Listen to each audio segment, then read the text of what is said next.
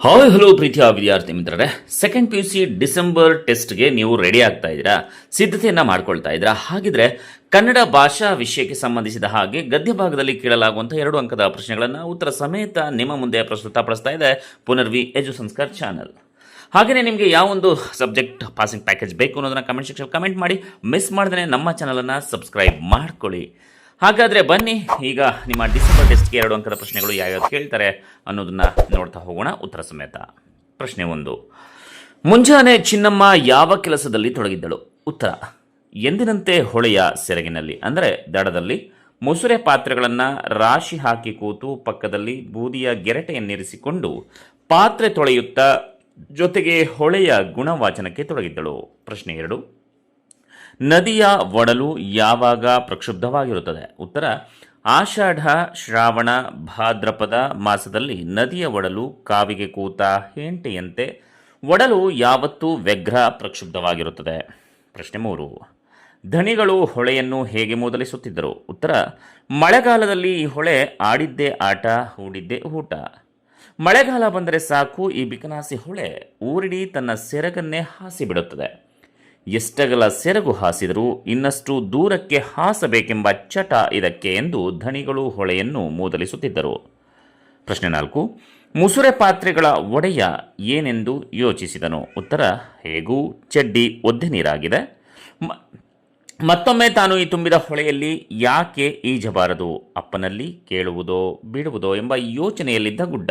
ಪ್ರಶ್ನೆ 5, ಧಣಿ ಪತ್ನಿ ಬೆಳ್ಳಿ ಲೋಟವನ್ನು ಹೇಗೆ ಪರಿಚಯಿಸಿದ್ದಾಳೆ? ಉತ್ತರ, ಈ ಬೆಳ್ಳಿ ಲೋಟ ಜಾಗ್ರತೆ ಮಾರಾಯ, ನನ್ನ ಮದುವೆಯಲ್ಲಿ ನನ್ನಪ್ಪ ಕೊಟ್ಟಿದ್ದು, ಅಪ್ಪಯ್ಯ ರಥದ ಬೀದಿಯಲ್ಲಿರುವ ನರಸಿಂಹಾಚಾರಿಯಲ್ಲಿ ಮಾಡಿಸಿದ್ದು, ಅದರ ಮೈಮೇಲಿನ ಹೂಬಳ್ಳಿಯನ್ನು ಈ ಕಾಲದಲ್ಲಿ ಯಾವ ಆಚಾರಿ ತಾನೇ ಮಾಡಿಯಾನು ಎಂದು ಹೇಳಿ ಪರಿಚಯಿಸಿದ್ದಳು. ಪ್ರಶ್ನೆ 6, ಧಣಿಯ ಬಡಿತದಿಂದ ಗುಡ್ಡ ಬಂಧಮುಕ್ತನಾದುದು ಹೇಗೆ? ಉತ್ತರ, ಚಿನ್ನಮ್ಮನಿಗೆ ತನ್ನ ಕರುಳ ಕುಡಿಯ ಚೀರಾಟ ನರಳಾಟ ನೋಡಲಾಗಲಿಲ್ಲ.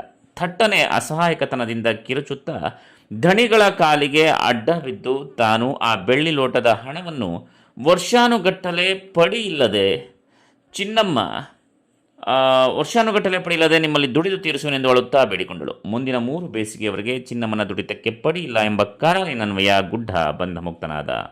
ಪ್ರಶ್ನೆ 7, ಕಲಾಂ ಅವರು ಬಂಡೆಗಳ ಬಸ್ಸಿರಲ್ಲಿ ಕಂಡದ್ದೇನು? ಉತ್ತರ, ಬಂಡೆಗಳ ಬಸರಿನಲ್ಲಿ ಶಿವನ ನಿಹಿತ ಶಕ್ತಿಯನ್ನು ಕಂಡರು ಕಲಾಂ.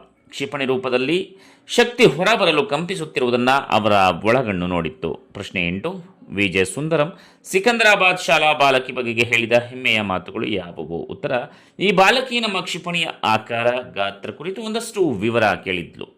ನಾನು ಮಾಹಿತಿ ನೀಡಿದ್ದೆ, ನೋಡಿ ಎಂಥ ಅದ್ಭುತ ಮಾದರಿ ತಯಾರಿಸಿದ್ದಾಳೆ ಎಂದು ಹೆಮ್ಮೆಯ ಮಾತುಗಳನ್ನು ಆಡಿದರು. ಪ್ರಶ್ನೆ 9, ಕಲಾಂ ಅವರ ದೃಷ್ಟಿಯಲ್ಲಿ ಕನಸುಗಳು ಏನಾಗುತ್ತವೆ? ಉತ್ತರ, ಕನಸುಗಳು ಆಲೋಚನೆಗಳಾಗುತ್ತವೆ, ಆಲೋಚನೆಗಳು ಸೃಜನಾತ್ಮಕ ಕ್ರಿಯೆಗಳಾಗಿ ಪರಿವರ್ತನೆಗೊಳ್ಳುತ್ತವೆ. ಪ್ರಶ್ನೆ 10, ಕಲಾಂ ಮೇಷ್ಟ್ರು ಹೇಳಿದ ಯಶಸ್ಸಿನ ಪಂಚಾಕ್ಷರಿ ಮಂತ್ರ ಯಾವುದು? ಉತ್ತರ, ಯಶಸ್ಸಿನ ಪಂಚಾಕ್ಷರಿ ಮಂತ್ರ ಹೀಗಿದೆ: ಕುತೂಹಲ, ಆಲೋಚನಾ ಶಕ್ತಿ, ಜ್ಞಾನ, ಕಷ್ಟಪಟ್ಟು ಕೆಲಸ ಮಾಡುವುದು ಮತ್ತು ಗುರಿ ಸಾಧಿಸುವ ಛಲ. ವಿದ್ಯಾರ್ಥಿಗಳೇ, ಇದಿಷ್ಟು ಸೆಕೆಂಡ್ ಟೆಸ್ಟ್ ಡಿಸೆಂಬರ್ಲಿ ಕನ್ನಡ ಗದ್ಯ ಭಾಗದಲ್ಲಿ ಕೇಳಲಾಗುವಂಥದ್ದು. ಜೊತೆಗೆ ನಿಮ್ಗೆ ಯಾವ ಒಂದು ಸಬ್ಜೆಕ್ಟ್ಸ್ ಬೇಕು ಅನ್ನೋದನ್ನ ಮಿಸ್ ಮಾಡಿದ್ರೆ ಕಮೆಂಟ್ ಸೆಕ್ಷನ್ ಕಮೆಂಟ್ ಮಾಡಿ, ವಿಡಿಯೋನ ಲೈಕ್ ಮಾಡಿ, ಶೇರ್ ಮಾಡಿ. ಧನ್ಯವಾದಗಳು.